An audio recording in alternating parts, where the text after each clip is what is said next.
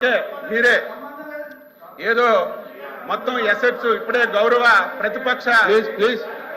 ప్రతిపక్ష నాయకులు మేమేదో ఎసెట్స్ అన్ని పెంచడానికి మేము కొన్ని నిర్ణయాలు తీసుకున్నామని చెప్పి ప్రతిపక్ష నాయకులు చెప్పారు.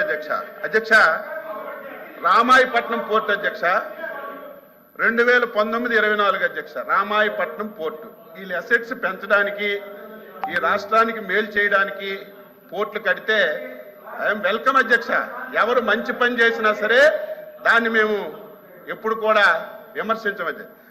ఈరోజు రామాయపట్నం పోర్టుకి 1865.79 కోట్ల రూపాయలు మంజూరు చేశారు అధ్యక్ష.